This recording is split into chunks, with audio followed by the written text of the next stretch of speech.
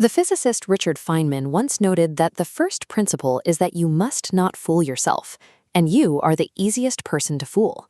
We are all deeply susceptible to our own biases. Step outside the rigorous environment of a physics chalkboard and look at everyday discourse. From the comment sections of online forums to the debate stages of presidential elections, our public conversations frequently suffer from a total absence of good reasoning. To spot poor reasoning, we first must recognize what a sound argument looks like. An argument is a set of propositions aimed at persuading. It works when individual premises provide logical, sturdy support for a single conclusion. You can think of a deductive argument like a watertight pipe. If you input truth at one end, the structure guarantees that truth flows out the other end intact. If we don't understand how this intellectual plumbing operates, we have no defense against the manipulative rhetoric that dominates our daily lives. A logical fallacy is a rupture in that plumbing. It is an error in reasoning when transitioning from one proposition to the next, causing the entire argument to break down and fail. These leaks generally fall into two categories. Formal fallacies are illogical because their actual mathematical structure is flawed. Informal fallacies are illogical because of the content and context of the words being used. Because informal fallacies rely on language and human psychology, they are incredibly common. To navigate them, we can map them out into a clear taxonomy of deception. Organizing these errors into distinct categories is the most effective way to protect our own reasoning from being compromised by bad faith actors. We begin with the distractors. Also known as red herrings, these arguments are designed to subtly redirect the discussion away from your original proposition and onto entirely different, irrelevant terrain. A common tactic here is the straw man. To put up a straw man is to intentionally caricature or oversimplify an opponent's position to make it a much easier target to attack. For instance, a skeptic might claim that evolutionary biologists believe we evolved directly from chimpanzees swinging from trees. That is a deliberate misrepresentation of shared ancestry. Beating up a cartoon monkey is simply much easier than refuting the actual fossil evidence. Then there is the ad hominem, Latin for to the man. This fallacy diverts the discussion by attacking the character or motives of the person making the argument, rather than addressing the merit of the argument itself. The distractors operate by drawing you off course. By tricking you into defending a ridiculous caricature or your own personal character, they ensure you abandon your original, sound premise. Our second category features the illusionists. These fallacies rely on unwarranted assumptions to lock you into a false reality.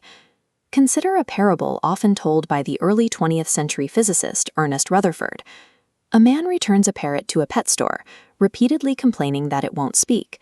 Eventually, the store manager replies, "Oh, you wanted a parrot that talks. I gave you the parrot that thinks."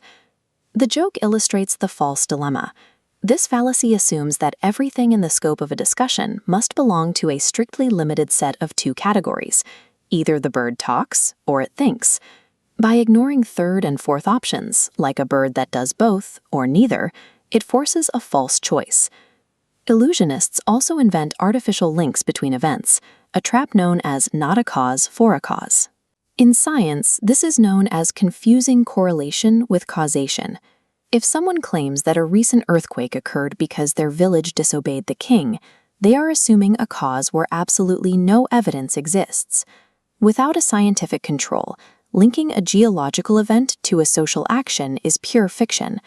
Illusionists manipulate you by artificially restricting your options and inventing fake connections between random events, hoping you won't step back to examine the wider board. The final tactical category is the shapeshifters. These arguments exploit the very ambiguity of human language to break logical progression.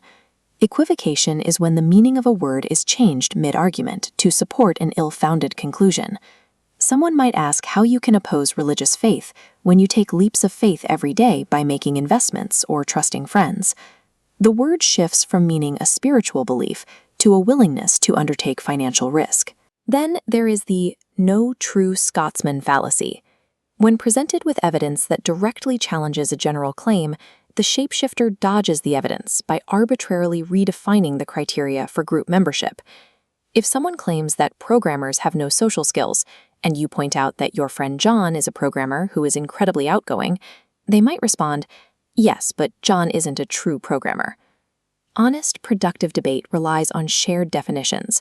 Shapeshifters make dialogue impossible because they constantly rewrite the rules of the game while you are trying to play it.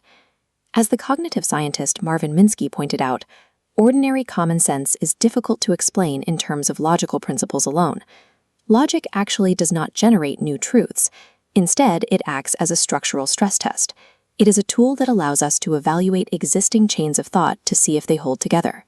Learning to name these fallacies grants you clarity of expression, improved objectivity, and the confidence to spot manipulation in real time. Most importantly, this taxonomy serves as a defensive yardstick. It tells you exactly when to withdraw from a discussion that is destined to be futile. By refusing to engage with bad arguments, you protect your own intellectual pipeline, ensuring that only sound reasoning, and ultimately the truth, flows through your reality.